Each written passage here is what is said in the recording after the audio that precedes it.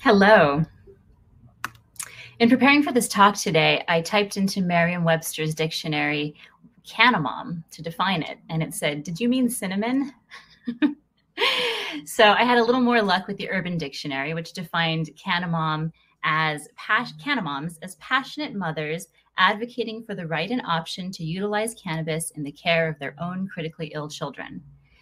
These are the Cannamom OGs, and I am so grateful for them. They fought for access, for safe access for their sick kids, and for lots of other kids in the process. They helped push forward legalization in so many states, and without women like Paige Figge, Miko Hester Perez, and Mariah Barnhart, and many others, we really wouldn't be where we are today with the movement.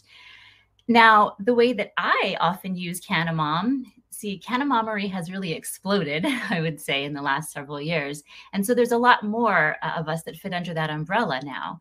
The way I often use it, Cannamoms are moms who consciously choose cannabis as medicine, as wellness, or as a way to relax for themselves. But really, Cannamom is all of the above. Women who are advocating for their kids, women who are consuming cannabis themselves.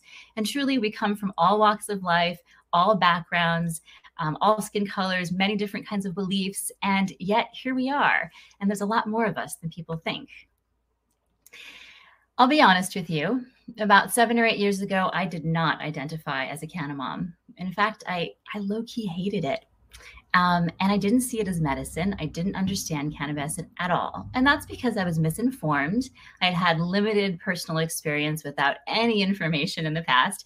And I had seen my husband's struggles with the plant. I tell this story in my book, which I'll tell you about in a minute. But it's real. It's difficult to talk about, but it influenced the way I thought about cannabis for a while. But life takes us in all kinds of weird, strange paths. And my path took me from being a total cannabis skeptic to a writer and someone who was open to their own experience to a true Cannamom advocate and an author.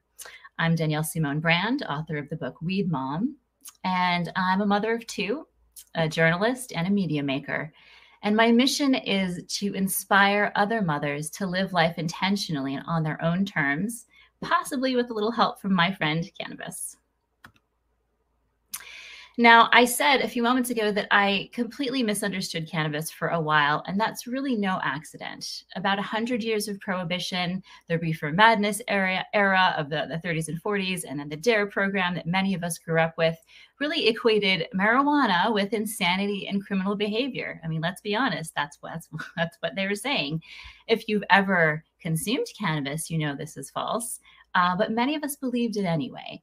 And just like as a little side note, I wanted to mention the fact that reefer madness is back to some degree in the media right now. And so take those sensationalist headlines with a grain of salt, just a little bit of advice, because there's a lot of narratives out there about cannabis still.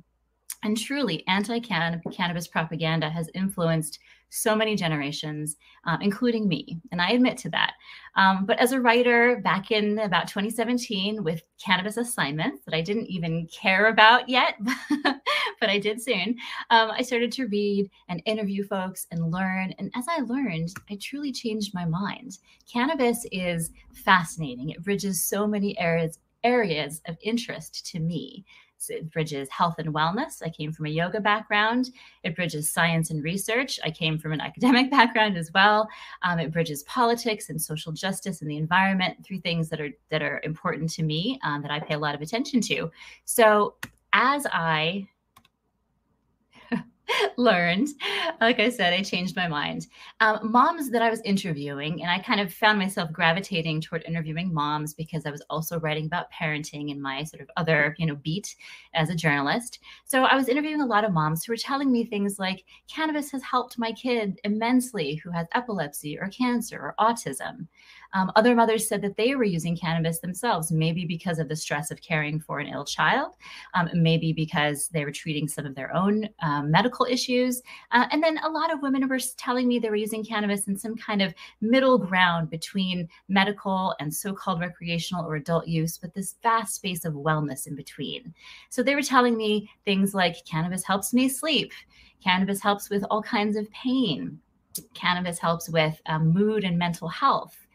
These moms were telling me that they were able to parent more patiently, more creatively, with more presence and more kindness because cannabis was in their lives. They were telling me that they found a way to relax without the huge body load that alcohol has, the side effects that we are all very familiar with alcohol.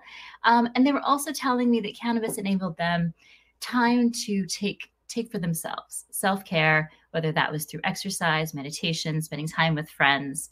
And all of these different benefits really moved me. So I kept writing. I kept sharing people's stories, learning all I could about the plant and the industry. And along the way, of course, I went on my own cannabis wellness journey. I was living in California, legal state, and my husband and I had to come to a new understanding over time about what it meant for me as cannabis was incorporated more and more in my healthy lifestyle. I truly found that it's wonderful for moms. And, when used responsibly, consumed responsibly, it's truly one of the safest substances we know. Personally, cannabis helps me with pain. I have migraines.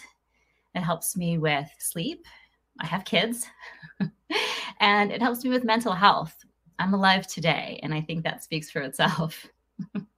Sometimes I joke that cannabis is my anti-anxiety, my antidepressant, my anti-inflammatory sleep aid, all rolled into one. And it's really not a joke because it's true and it works. And I'm so grateful. And I'm also so grateful for Dr. Bridget. So after writing my book about this conversation, the changing conversations around legal cannabis, guide to the marketplace for moms, I've been on a really fun and wonderful journey speaking about Cannamomery. And so I'm so grateful to have been asked to be part of the second edition of Courage in Cannabis by Dr. Bridget Williams, whose mission and values I truly align with. And this community is incredible. Advocates, educators, caregivers, patients, passionate people who are supporting one another, as well as pushing this conversation forward. So love to be a part of it. Now, I want to tell a little story time about a mother in a prohibition state who I spoke with recently. And she was telling me that she uses sleep meds every night to fall asleep. She's a single mom. She has a job as an esthetician during the day. She has to get up and work long hours. And it's vital that she sleeps so she can function and she can care for her daughter. Now, it scares her to take these sleep meds because she said they're powerful. Sometimes she doesn't really remember what happens after she takes them. Sometimes she has that, little nagging fear, like, what if I don't wake up? What if I take too many? All the what ifs. And, and that's real. That's something that affects her true quality of life every day as a single mom. Cannabis, she told me, works for her. She can consume cannabis in ways that help her fall asleep and stay asleep and function well without side effects or with fewer side effects, but it's illegal and she's afraid to take that risk. So she's more willing to take the risk, in her words, of potential death, as opposed to being able to utilize a safe, natural, effective plant for her needs. And we all know there's something truly wrong with this picture.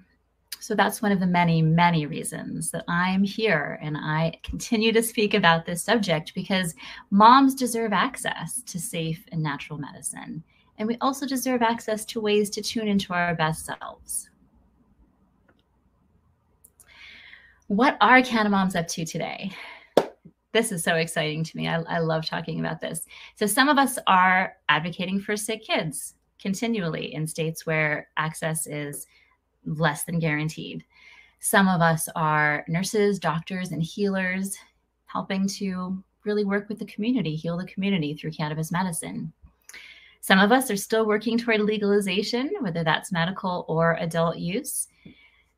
And a lot of Cannamoms, I love seeing that Cannamoms are supporting ethical businesses. They're supporting smaller businesses, women-run and owned businesses, businesses owned by people of color who have been disproportionately affected by the war on drugs.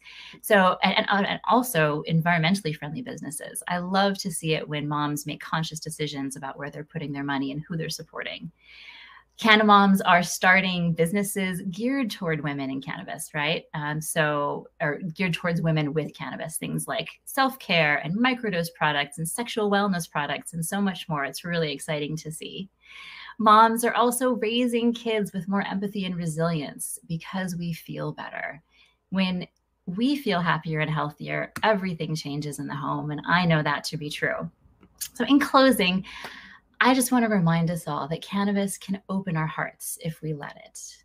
I know it as medicine. I know it as wellness. I know it as a community connector and something that can be truly fun too. I believe it is truly past time for full legal access, time to release the stigmas and educate moms, everyone, on responsible, conscious, and ethical cannabis use. Because when moms are healthier and happier and more empowered, we uplift everyone. Thank you so much.